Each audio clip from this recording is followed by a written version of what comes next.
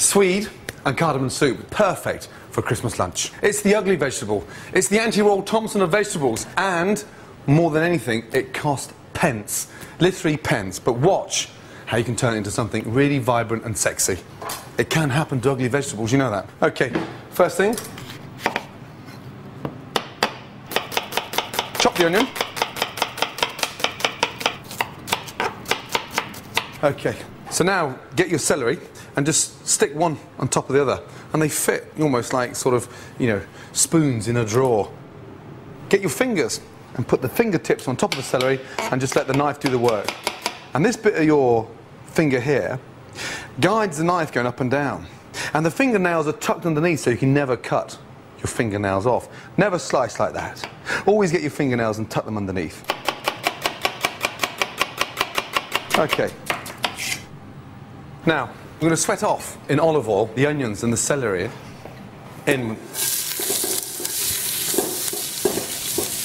Okay. On. Give that a little stir. We want a nice light blonde colour in the vegetables, almost transparent, so you can just see through them nice and clear without any colour. Nice sprig of thyme.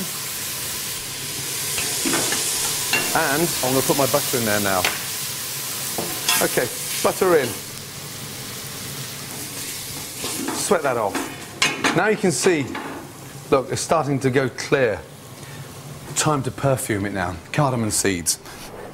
Just a tablespoon of cardamom seeds. And what I'm going to do is just lightly crush them.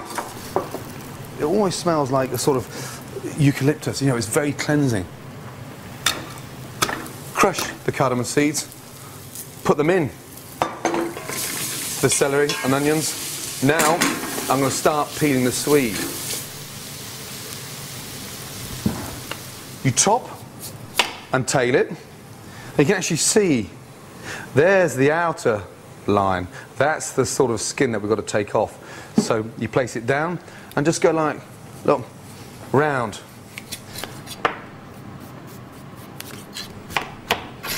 Chopping and slicing is all in the holding of the knife. And find a knife, not the make, whether it's Japanese, British or German, find the handle. You know, it's like being in a car with a steering wheel. No matter what the car is, it's the steering wheel that gives you the confidence, and it's the same in the handle of a knife. It's quite easy. The point stays exactly at the top of your board, and you just practice up and down, up and down, up and down. Get the technique right, and then start chopping fast. Don't worry about the speed. I suppose it's all about chefs, really, and their choppers. Now the Swede can go in there. Bring the pan to the board, get it in, and then I'm going to give the Swedes a little seasoning just to get them going. Salt and pepper. We're going to season as we go along. Just like climbing a staircase, we season a little bit, all the way to the very end. Just small amounts of salt. Okay. A couple of tablespoons of honey over the Swedes, and then mix it in.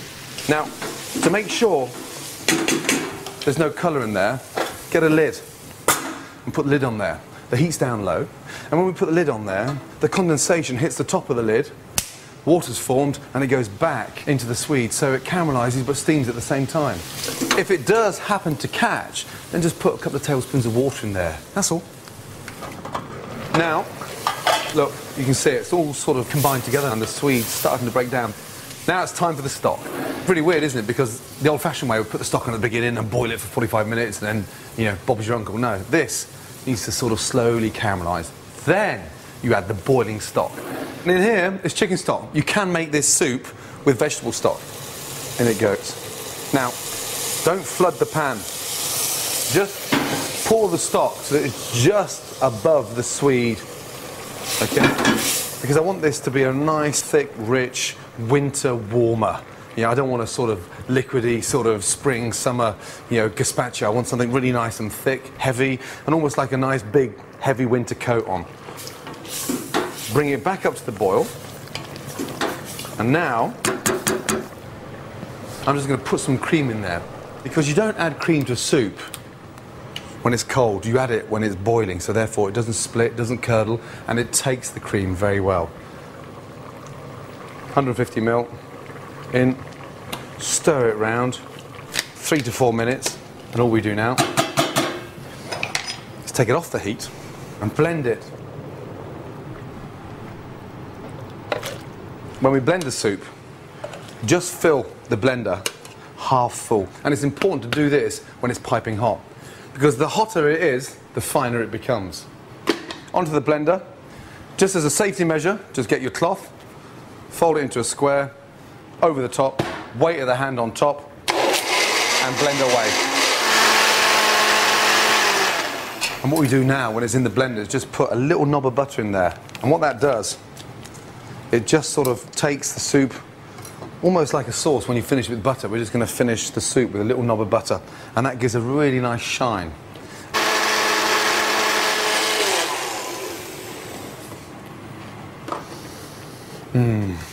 Into the sieve. So we get a little ladle and we just push it through. Okay, good. Right. There. So take a bowl, nice, generous portion. Look at the consistency of it. It's nice and thick. It's so creamy. Fit for a king. The finishing touches now with this soup is nutmeg. And the reason why we use nutmeg, A, is very festive, but B, it just complements the cardamom. Just lightly grate, almost like snowflakes on Christmas morning, landing in the back garden. Look. And then, finally, a touch of olive oil, and just finish it in the centre. There we are, the perfect Christmas soup, caramelised swede with cardamoms, finished off with lightly grated nutmeg and olive oil. Please, sir, I want more.